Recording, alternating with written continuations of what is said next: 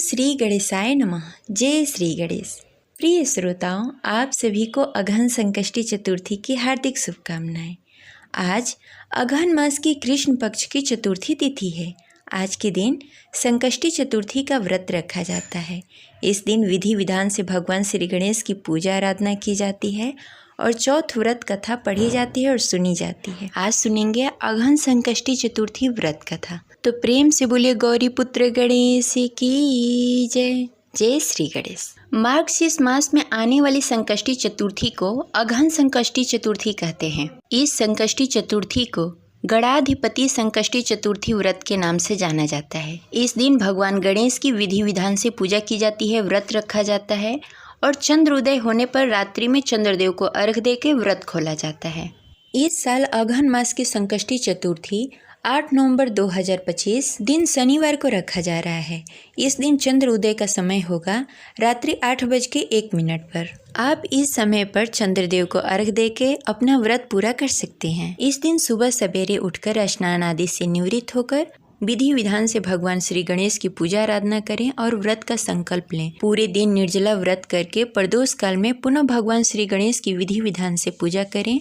साथ ही व्रत कथा का पाठ करें और चंद्र उदय होने पर चंद्रदेव को अर्घ देकर अपना व्रत पूरा करें। इस व्रत में कथा सुनना बेहद जरूरी होता है, क्योंकि कथा के बिना व्रत अधूरा माना जाता है। पौराणिक कथा के अनुसार जब रावण ने माता सीता का हरण कर लिया था, तब संपाति ने बताया कि माता सीता लंका में है। तब संपाति ने हनुमान जी को सीता जी का पता लगाने के लिए कहा था। हनुमान जी के संकोच करने पर संपाति ने उन्हें संकष्टी चतुर्थी व्रत करने के लिए कहा, जिसके प्रभाव से वे समुद्र आसानी से पार कर लेंगे। इस प्रकार हनुमान जी ने संकष्टी चतुर्थी का व्रत किया और इसके प्रभाव से वो क्षण भर में समुद्र को लांघकर लंका पहुंच गए थे। इसी प्रकार द्वापर युग में भगवान श्री कृष्ण के कहने पर महाराज युधिष्ठिर ने भी संकष्टी चतुर्थी का व्रत किया था, जिससे वह पुनः अपना राज्य स्थापित कर सके। तो चलिए पूरी श्रद्धा और भक्ति के साथ सुनते हैं अगहन संकष्टी चतुर्थी व्रत कथा। तो प्रेम से बोलिए गौरी पुत्र गणेश की जय। शिव जी माता पार्वती की जय। जय श्री गणेश। एक बार माता पार्वती जी ने श्री गणेश जी से पूछा था, हे पुत्र, अगहन कृष्ण पक्ष संकष्टी चतुर्थी को किस नाम से बुलाया जाता है? इस व्रत में किस गणेश की पूजा की जाती है? इस व्रत को करने से कौन सी फल की प्राप्ति होती है? सो विस्तार पूर्वक बताओ। गणेश जी ने उत्तर दिया कि हे माते, अगहन मास की कृष्ण पक्ष की संकष्टी चतुर्थी को प्रयुक्त रीति से गजानन नामक गणेश जी की पूजा की जाती है। पूजन के बाद अर्घ देना चाहिए। दिन भर व्रत रखकर पूजन के बाद ब्राह्मण को भोजन कराकर जौ, तिल, चावल, चीनी और घृत का सकला बनाकर हवन करना चाहिए। ऐसा करने से जातक वह अपने शत्रु को वशीभूत कर सकता है। इस संदर्भ में मैं एक पौराणिक कथा कहता हूँ, ध्यानपूर्वक सुनिए।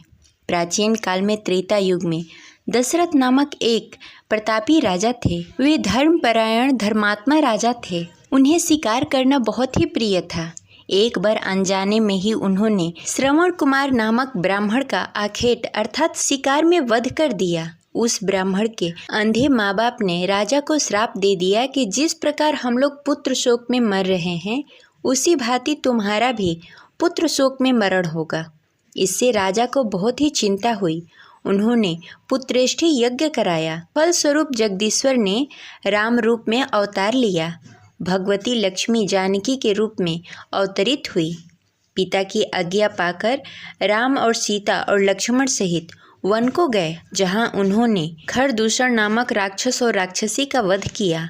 इससे क्रोधित होकर रावण ने सीता का अपहरण कर लिया। सीता जी की खोज में भगवान राम ने पंचवटी का त्याग कर दिया।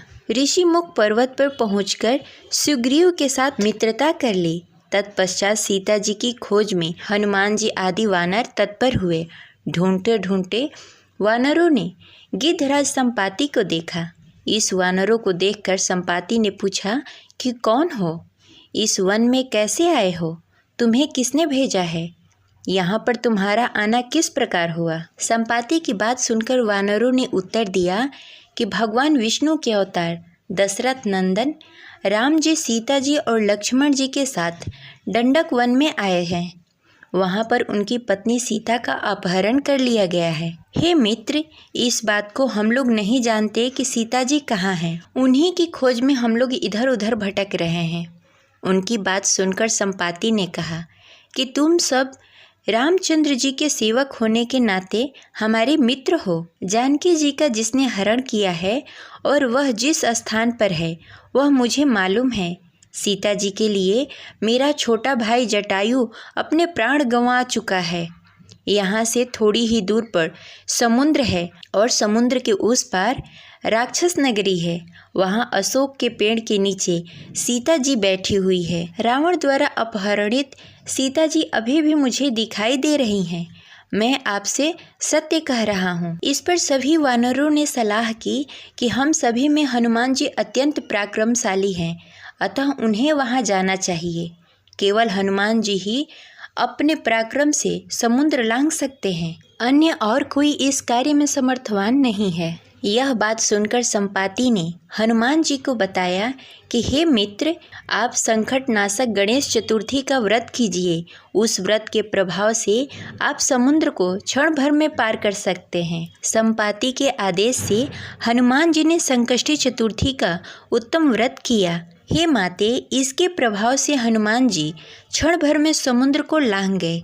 इस लोक में इसके समान सुखदायक दूसरा कोई व्रत नहीं है। श्री कृष्ण जी कहते हैं, हे महाराज युधिष्ठिर, आप भी इस व्रत को कीजिए। इस व्रत के प्रभाव से आप क्षण भर में अपने शत्रुओं पर विजय प्राप्त कर सकते हैं, संपूर्ण राज्य के अधिकारी बन सकते हैं।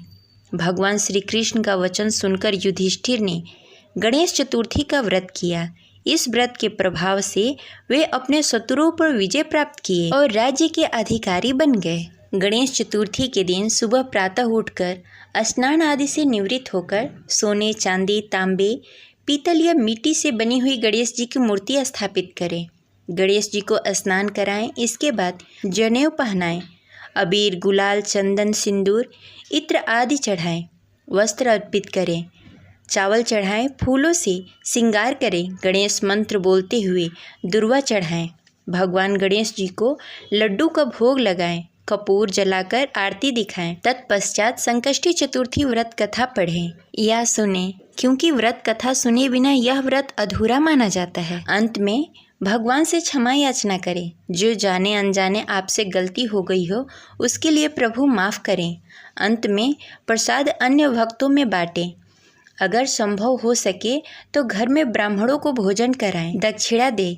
चतुर्थी के दिन रात्रि में चंद्रोदय होने पर चंद्रदेव को अर्घ देकर अपना व्रत खोलें। ऐसे व्रत संपन्न करने से और आपकी सारी मनोकामनाएं पूर्ण होगी। इस प्रकार अगहन संकष्टी चतुर्थी व्रत कथा संपन्न हुई। तो प्रेम से बोलिए गौरी पुत्र गणेश की जय।